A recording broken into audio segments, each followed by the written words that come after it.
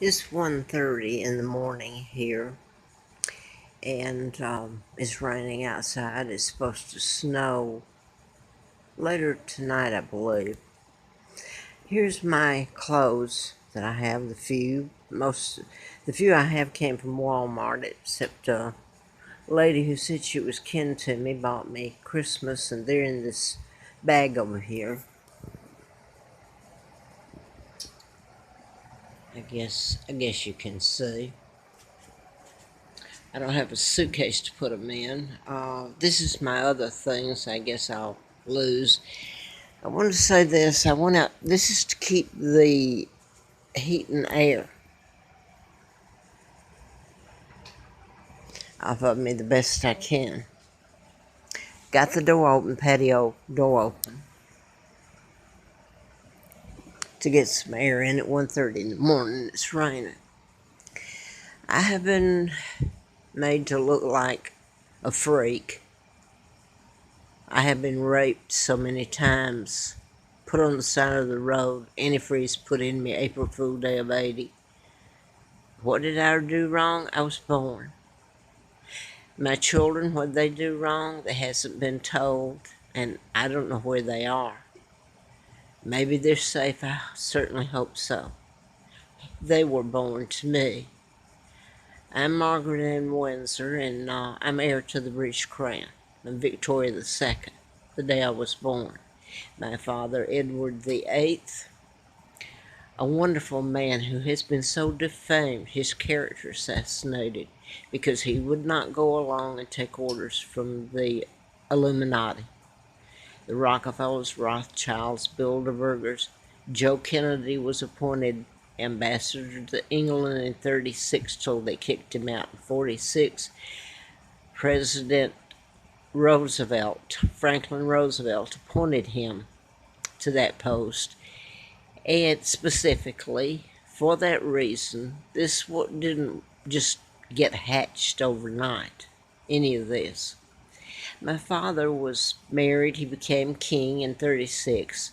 He was married to my mom, Claudia Ruth O'Keefe, Windsor. She was Queen of England then.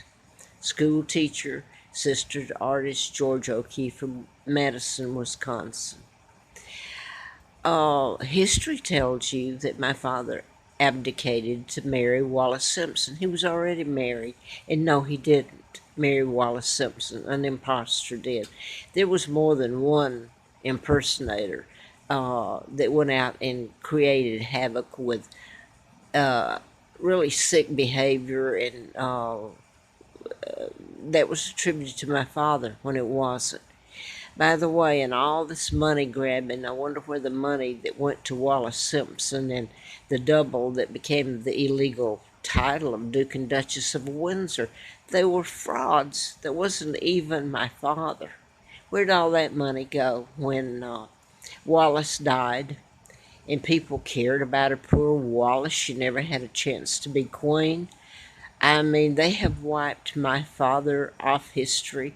They've wiped my mother. They've wiped me out. Kennedy, JFK, flew into the embassy in 39 and 41 when I was kidnapped. I was born in 39. He helped in my kidnapping and bringing me to Moulton, Alabama, giving me the name of Peggy Ann Dempsey. I married Childers. Both twins, Peggy and Carl, were murdered by their mother. They were illegitimate at birth, and back then that was a horrible thing. It was really a crime that became that of the child. So that was the identity I was given, and I didn't know. Well, Peggy was killed just a week or 2 weeks before I was put there, so it was all planned. Carl was a month after birth, which I don't know that was planned, but she would have had to the death penalty if this had been told. And then I was put there in my kidnapping. They were promised money if they would keep me there. It was horrible, obviously, to anybody, not just poor, but they were mean and beyond belief. I managed to marry and had two sons, Mark and Scott. and they're heirs after me. And I'm not going to go into what was done to them. So hideous, their life, and they didn't know why. I hope they're alive and they can hear the video and Facebook that I put up. I had a Jew doctor, Hyman Miller, back in Huntsville, Alabama in 61. That I went to him, what I now know, what I'm not even sure it was slight depression. I was misdiagnosed deliberately, and by the way, I want to say Peggy Ferguson Lauderdale became a friend of mine, and she was raped by him. He took her back and he made her lean up against the chair and look at the vent, and he hypnotized her, and then he raped her. Problem of that little scenario is that it was supposed to be a 45-minute to an hour session. He got through raping you, he put you out in half an hour. How's that? Am I laughing because it's funny? It's hideous that this whole mess has been allowed to go on. So that meant he raped me. I came back, and I even told my husband because my panties had something on them, and I didn't know how it got there. Peggy Lauderdale asked me, she said, has he ever done that to you? So he misdiagnosed me. I was never. So this is what allowed me to be terrorized and used when Victor Gonzalez he came to Huntsville. He was at Parkland in Dallas. That was General Hospital then when he was brought in, shot in Dallas. He helped in my kidnapping. It was a program shooter that shot him. But anyway, the same doctor was in Huntsville at Redstone Arsenal. And I've put up here with Jack Hartsfield the enormous power that came out of Redstone Arsenal, Command Center, ballistic missile, NASA, all of it. But nobody seems to pay attention. Now, Jack was a reporter, an FBI agent undercover. His nephew was Hank Hartsfield, that was astronaut on the commander of the two shuttles, two of them. He's deceased now. Jack is deceased. But now I'm going to lose my train of thought, and this is what I wanted to say. I've put this up. Gonzalez ended up. I met him once, well, twice actually, in Huntsville, because he came to the health spa I managed, Cosmopolitan, the women, they were separate then days. And he wanted his wife, she'd had a baby, to sign up, and I took her around. The few times she came, he was always with her, controlling her. And I won't get into what he said to me, something about he wanted her to have my hairstyle. Would I recommend somebody? I said, well, there's a hairstylist right next door here. Okay, now then, I didn't see him anymore. She was supposed to go back to Honduras because she'd had her baby and she was going back to see her family. I always went to the deli on my break and ate at night, and up the street in the shopping center. Well, I came out and he was there waiting on me, and he tried to get me in the car to go for a ride. I told him to go to hell. You know, I didn't remember him when I moved to Atlanta later in about 1967. I didn't remember him. But anyway, let me put it this way. They used the mental health again. My husband questioned as to who he is. It's my understanding he worked for the CIA. He didn't get paid by them that I saw. He worked for Lockheed Marietta. He worked for the space industry in Huntsville. That's how I met him. Anyway, long story short, 7 years of my life where I would be condemned was, I'm not even going to go into it, but this is how some patterns started. It's there in that 7 years. And I'll have to say this, he told me, I was begging. I told my husband, I told everybody what he was doing.